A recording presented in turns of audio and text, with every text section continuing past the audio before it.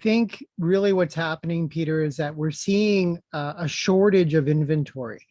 People aren't selling because, well, where are they going to move? Right. So because there's a shortage of inventory, we're still finding a lot of hot pockets across Ontario where there are multiple offer situations.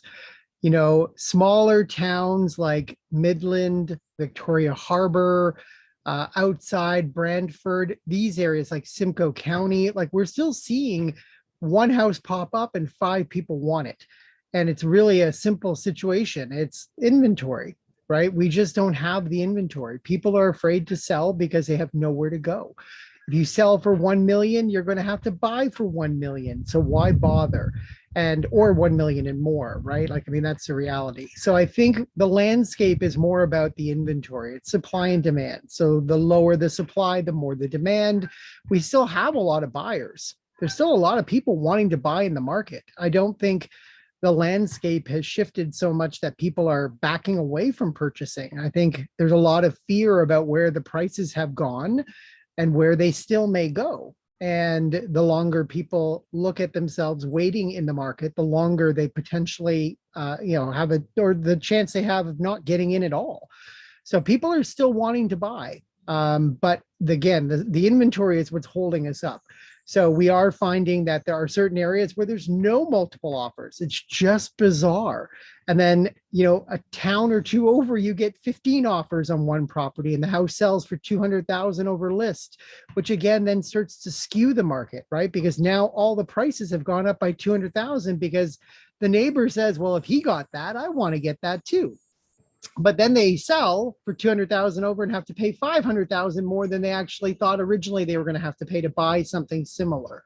So it's all about inventory, in my opinion. I do see the market slowing down a little bit simply because we don't have the inventory. But I definitely don't think it's changing buyer mentality. A lot of people have talked to me about the election and the fact that there is an election. We're going to probably see people wait and see what happens. I'm not seeing that right now. We're still getting lots of calls about getting into home ownership. It's just the real problem right now is where are you going to be able to buy? How much stress do you think there really is on the average buyer today? I mean, there's so many questions about the real affordability of homes. I mean, I feel for a lot of these people. What are your thoughts? Yeah, I agree 100%. I think the stress is very real. I think the push to get into home ownership and the stress of having to pay the dollar amounts for these homes that they are currently being listed for, whether they're worth it or not, and we can debate this all day long because I'm looking at homes in subdivisions just an hour outside of Toronto that are 1.5, 1.6, 1.7 million, which 10 years ago, we all would have sat around laughing over a beer, right? That would never have happened. But here we are. And I think there's a lot of people that are feeling panicked by the fact that, and here's where the push comes in, right? The crunch is actually that the home prices are going up. And at the same time, rents are going up. So you now are sitting with the dilemma. Do I pay $3,500 to get into my own home? Or do I pay $3,000 to somebody else and live in their home? $500 difference. Yes, it might be, the difference in their affordability, but at the same time, they have nothing to look forward to when they're renting. There's no equity. They don't have any stake in that house whatsoever. Whereas with their own property, of course, you never know what's going to happen the next year. We might see another 20% lift, in which case now they've built some equity in their property and they have something to look forward to going forward. But I think that's the other real problem here is that rents have been increasing very steadily. I think there's fewer rentals because a lot of people capitalized on the market and sold their rental units at a higher price than I think they ever thought they would get. And families have moved in and now the renters have been displaced and now they're fighting for rentals elsewhere. And that's bumping the price of rentals up as well.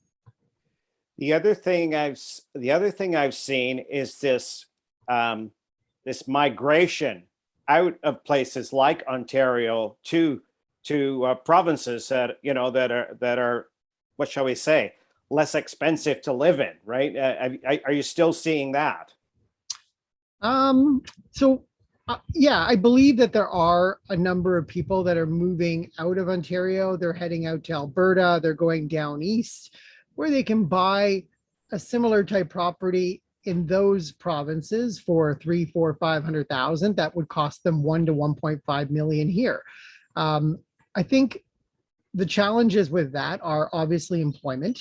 Are they going to find employment? Maybe they don't need the same type of employment because affordability will be different in those provinces, but they still have to find employment to cover their costs. I don't know those markets well enough to understand what the employment looks like there. But that's number one. And number two is, well, will their properties ever go up in value?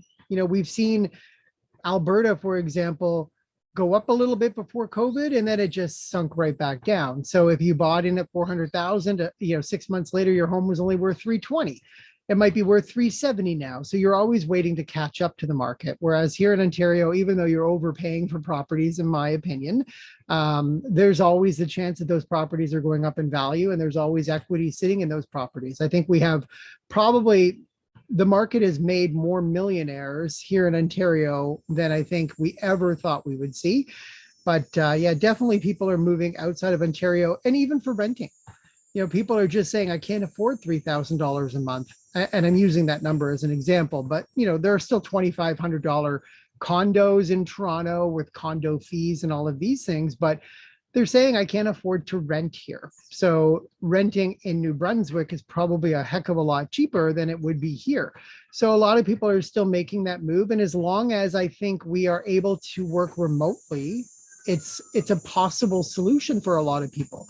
But I've heard different stories about people being called back to work in September. If they work in the city, for example, they're going to be called back in on a couple of days a week.